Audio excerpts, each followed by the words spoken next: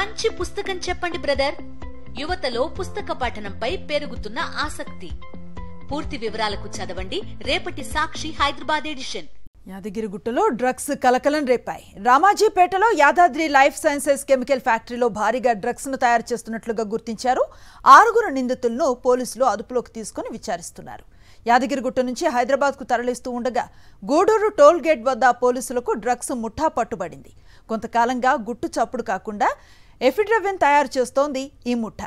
యాదగిరిగుట్ట కేంద్రంగా తయారు చేస్తున్న ఈ డ్రగ్స్ ను హైదరాబాద్, ముంబైకి తరలిస్తున్నట్లుగా తేలింది.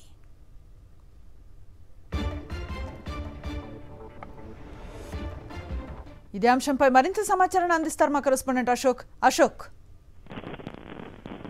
వైపు గంజాయితో పాటు మరోవైపు నాటుసార తయారీ కేంద్రాలపై పోలీసులు ఉత్పాదన మోపుతున్నటువంటి నేపథ్యంలోనే ఎక్కడైతే మూతపడ్డటువంటి కంపెనీలు నిర్మానుష ప్రాంతాల కేంద్రంగా నిషేధితమైనటువంటి డ్రగ్స్ తయారు చేస్తున్నటువంటి ఘటనలు పదే జరుగుతున్నటువంటి పరిస్థితి ఉంది.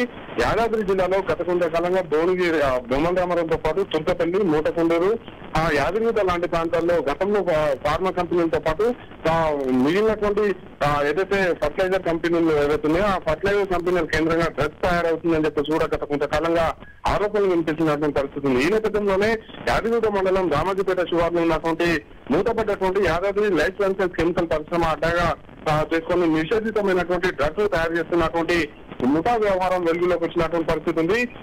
దాదాపు 6 నిందితుల్ని పోలీసులు అరెస్ట్ చేశారు. మరొక 5 నిందితులు కూడా పరారులో ఉన్నట్టు కూడా తెలుస్తుంది. మొత్తం 120 కేజీల ఎఫిడ్రవిన్, మెథోట్రోన్ సింథటిక్ డ్రగ్ తో పాటు 2 హిందా కార్లు, మరో 4 ఫోన్లను కూడా పోలీసులు అయితే ప్రస్తుతం అయితే వాళ్ళని అదుపులోకి తీసుకొని సీజ్ చేసినటువంటి పరిస్థితి ఉంది. డ్రగ్ ఏదైతే సీజ్ చేసినటువంటి డ్రగ్ విలువ 24 కోట్లు ఉంటుందని చెప్పేసి కూడా డీసీపీ రాజేష్ చంద్ర కాసేపటి క్రితమే మీడియా సమావేశం పెట్టి కూడా చెప్పినటువంటి పరిస్థితి కనిపిస్తుంది. పరారులో ఉన్నటువంటి నిందితులను పట్టుకునేందుకు పోలీసులు ప్రత్యేక టీం ఏర్పాటు చేశారని చెప్పేసి కూడా చెప్తున్నటువంటి పరిస్థితి కనిపిస్తుంది. ప్రస్తుతం అయితే ఈ వ్యవహారం అయితే జిల్లాలో కలకలం తెస్తుంది. అనుశ్రీ. Thank you Ashok.